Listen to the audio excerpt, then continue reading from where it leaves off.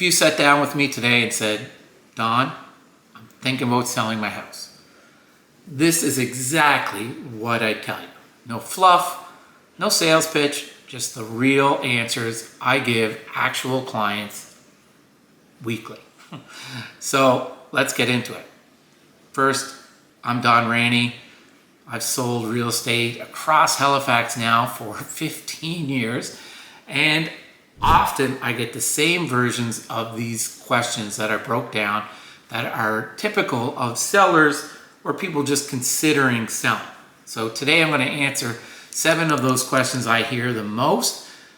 The way I'd answer them if we were sitting across from you at my desk or you're just one of my clients, no fluff, like I said, straight talk. So first question I always get is pricing.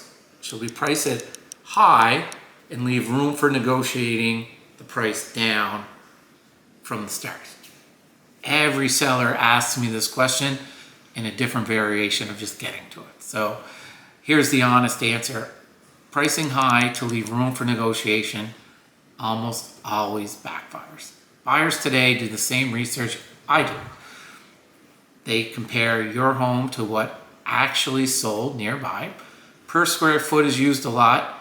It's not what your home should be worth, it's what it's actually worth. So when you're breaking down the numbers, you have to look at one number in particular when you think about pricing or overpricing for negotiation. The list to sale price here in Halifax is 98 to 99%. So there's 2% to 1% negotiating happening. And there's 2 phases, in my opinion, on pricing. One is the original offer price that we negotiated to an accepted offer. Then there's the after due diligence is done. So after home inspections are done, well, septic inspections are done, legal reviews done, there's maybe another negotiating happening.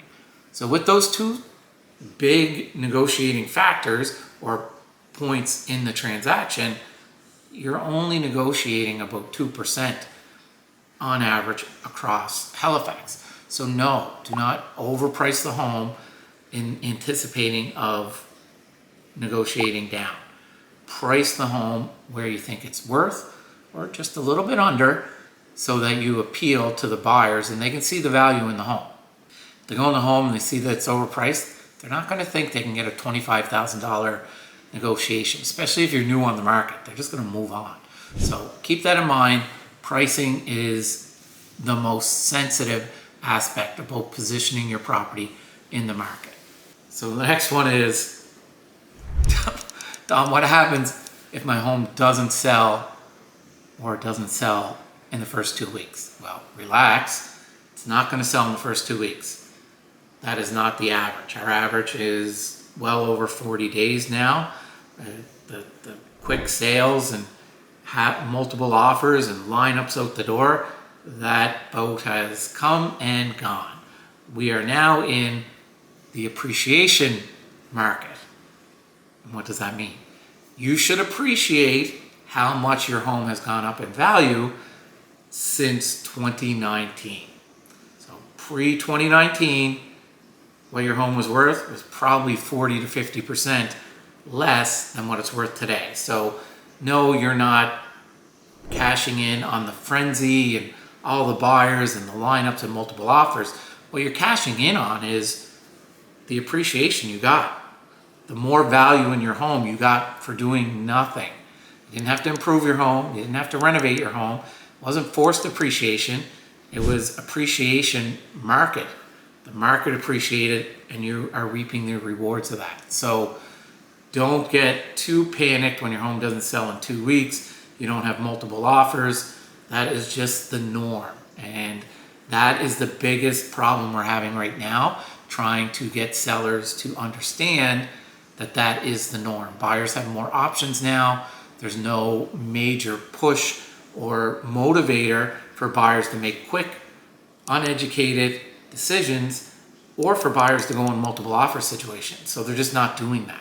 They're finding the home that checks all of, or not, if not all of, a lot of their boxes, and they're willing to wait for that to happen. So if You've been on the market for 30 days or 60 days, and just go with the buyer's cycle. It's time in the market right now. It's not timing the market. Next question I get, do I need to stage my home? Or is that a waste of time, energy, and money? Well, not every home needs full staging, but every home needs to be edited. I call it curated. I think I picked that up from a stager. Decluttered, depersonalized, so it's shown at its best. That part isn't optional. When we're putting a home on the market, we have a plan. We have a staging plan made by our stager, Amanda. We have a warehouse of furniture and decor items that we can pull into the home. We will use a lot of your stuff, but we will pull in pieces. Look behind me, greenery. That's a big one. But we will bring in these decor items to help with the photos and the feel and presentation of your home when buyers are in there. Now, full staging tends to matter most in two situations. The first one being a vacant home. Staging really does help buyers, and virtual staging is not the answer. Buyers need to see the scale, feel, and flow of a home. And without furniture in the home when they're standing there, it's really hard for them to do. Yes, virtual staging can help online, give a kind of a perspective. When they get in the home, they're going to lose that perspective because it's not to scale. So staging a vacant home, yes, I see the value in that. The other one is luxury homes. They need to be staged properly because the presentation is a big part of that overall experience for buyers. So they definitely need to be staged a certain way. What's the one thing that makes the biggest difference in photos? So I'm no photographer, obviously, but light. Every time a dark, cluttered photo loses a buyer in under 2 seconds. That's genuinely how fast people scroll. Open the blinds, turn on every light in the house, shoot during the day. It sounds simple, but it's the single biggest difference between listings that get clicked and listings that get scrolled. And the other one is like, I've canceled photos for listings many times over the years when we have overcast or bad weather. I know it's hard here in Nova Scotia, but you have to do it. If we can get a really nice sunny day where we get natural light flowing into the home, that makes a world of difference. So we definitely do focus on lighting and natural light, in my opinion. What happens if we get multiple offers? Well, this isn't a problem. This is a good thing to have happen to you, and I'm going to come over with champagne if it does happen, because that is not the trend we're seeing right now in the market. If we do get multiple offers, we're going to look at everything: price, conditions, the buyers, and the realtors. So price obviously is the first thing everyone's concerned about, but then we have closing date. Does that work for you? Conditions, home inspections, financing. Is there a financing letter? I ask the questions to the buyer's agent about their clients. Who are they? Have you worked with them long? Is their financing solid? Who's their mortgage broker? All kinds of questions to qualify them. So yes, price might be here on one and here on the other, but conditions and preparedness might make this offer more logical to take than this offer. Doesn't happen every time, but it does happen. So if we get multiple offers, we're going to analyze each offer to its fullest, and ultimately I'll advise you on which one I think we should accept, but I will tell you the different pitfalls of some offers. Sellers don't really ask this, but it's common amongst realtors and what we talk about. So what's the biggest mistake you see sellers make?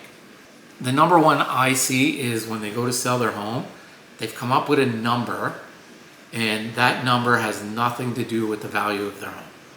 It has everything to do with their debt or what they want to do next.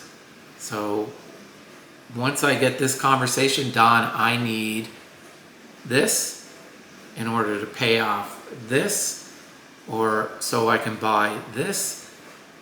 I just have to have a very upfront conversation and say that that situation is yours. It affects the value of your home in no way whatsoever. So the other one I see people do is, our neighbor got this much for their home 2 years ago. We should get this because my home is nicer. These are all thoughts and beliefs that are going to set you up for disappointment and a very sad selling process. When you realize you're not going to get that same price, you're not going to get that amount of money you wanted or needed to pay off your debt or do whatever you want it to do. So that's why we give an honest opinion on pricing, so that if that works for you and aligns with what your plan is, great. If it doesn't, then unfortunately, no buyer in this market is going to overpay for your home. So the market doesn't know what you need. It only responds to what similar homes are actually selling for right now. And on top of that, it's only what buyers are willing to pay. The sellers who do the best are the ones who let the data lead and not their gut feelings or situation. Another one I get all the time is it a good time to sell? I get asked that constantly, even by people that aren't even selling. And the honest answer, it depends on your specific situation. So it also depends on your location, your price point, and your home. Not the market as a whole, because it's broken down into so many micro markets depending on, your location, type of home, your condition, all those factors. Price point, that will dictate whether it's a good time to sell. But what I would tell you is it a good time for you to sell? So are you selling just to sell? Probably not. It's probably a motivating factor. So just whatever's best for you is best time to sell. Now, if we're just broad statistics, the spring is the best time to sell a home. The worst time is in the winter, January, December, and believe it or not, August is a horrible time to sell a property in Halifax. Just statistically speaking, we don't have a lot of sales in that month, and really it's because everyone's trying to enjoy that last bit of summer because we have a short summer season. So they're using up their vacation and they're getting ready for back to school. So it tends to be kind of an off month for sales and sellers. Now, those are 7 of the most common questions I get. So hopefully you find some of that helpful. Obviously you have your own questions about selling, just reach out. These are the real answers. The same ones I give clients sitting in my office, calling me on the phone or sending me emails. These questions in a roundabout way are always the same. Now, if you have questions that I didn't answer, just drop them in the comments. I'll happily go through them and answer them.